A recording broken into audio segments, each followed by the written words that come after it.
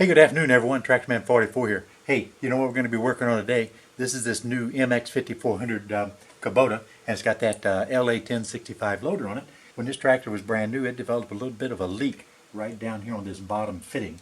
I did everything that I could. I pulled out the fitting, and while oil was coming out, I went ahead and chased those threads with a 3/8 pipe cap, threaded everything back in and it still leaked. I used leak locker on it another time, threaded it back in, it still leaked. I used leak locker and monster tape on it and tied it back in just as tight as I can get it, and it still leaked.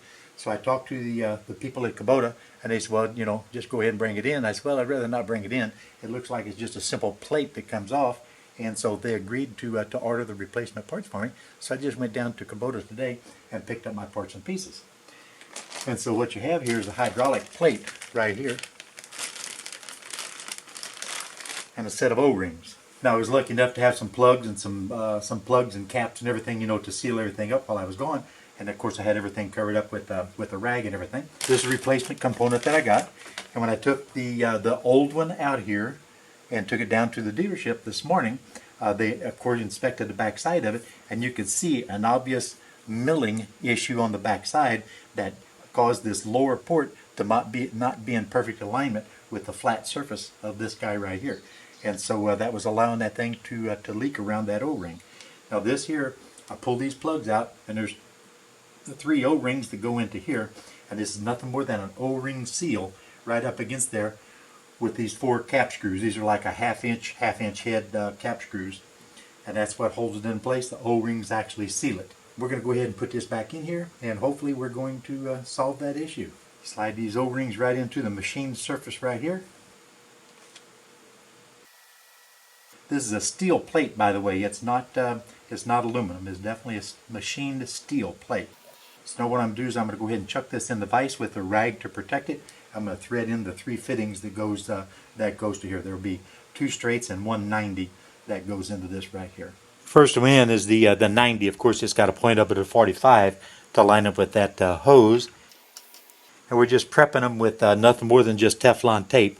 And you have to put those on in the direction of thread, so that so it doesn't unwrap the tape. Of course, you probably know that.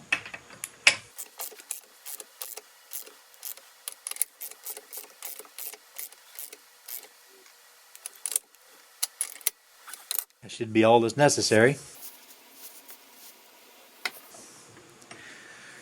We already put the O-rings in there, so now it just merely bolts back on with the 4 cap screws or mounting bolts. With hydraulics, cleanliness is the main thing. You don't want get any grit or debris in your hydraulic system. So have you plenty of clean rags laying around. Of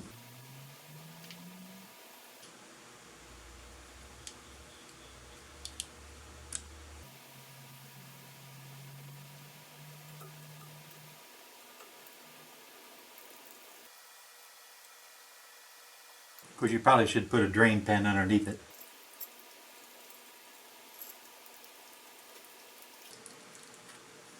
Can't have too many of those.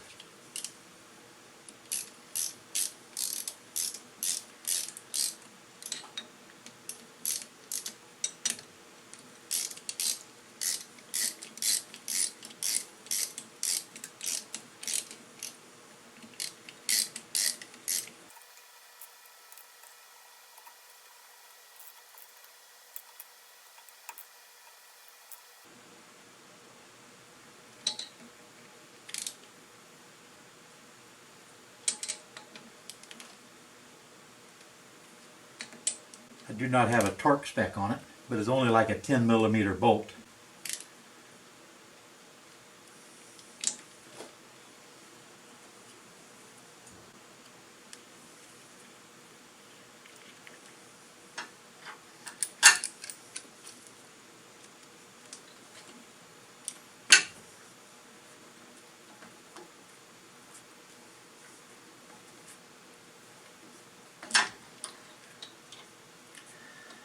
I think I need to drop that one down just a little bit. I disconnected the loader fittings up there. The quick connects going to the loader, I disconnected all those. So it's only draining the lines, I hope. Except for this here, the bottom of this here is draining out of the system. I have to bring this around just a little bit more.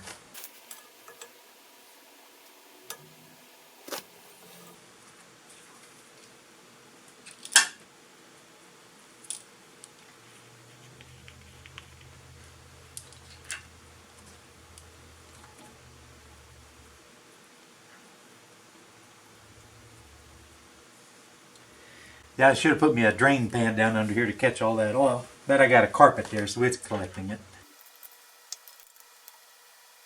Sure makes it hard to turn those nuts.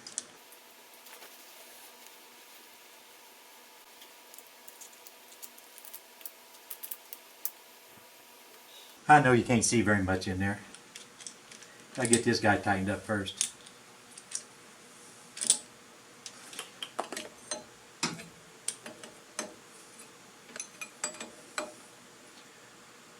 Now this is a mixture of standard fittings and metric fittings on these.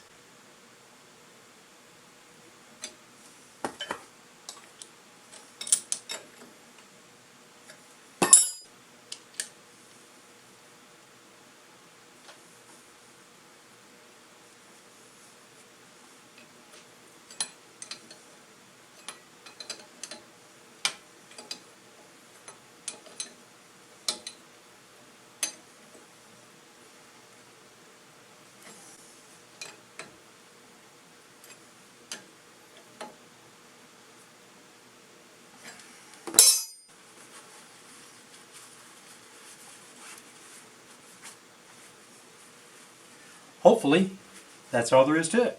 Next thing, we got to reconnect the quick connect hoses back here. I wiped all the dust and everything off of them.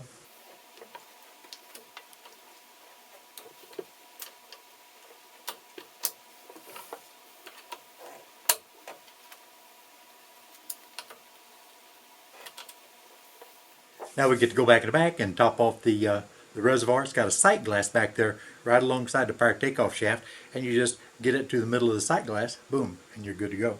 So we're going to top that off and we can see if we got any leaks.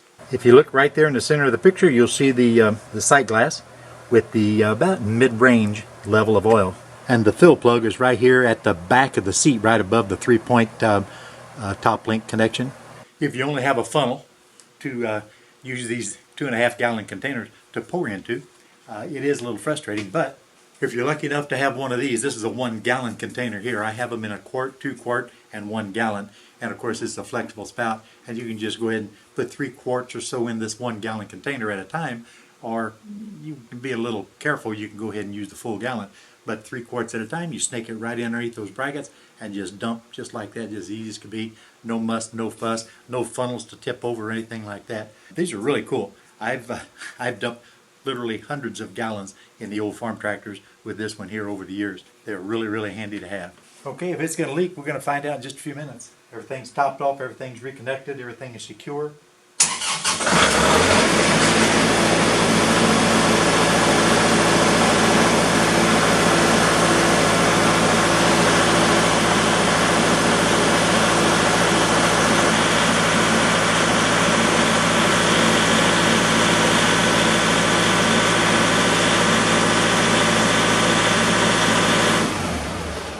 Well, that's looking pretty good.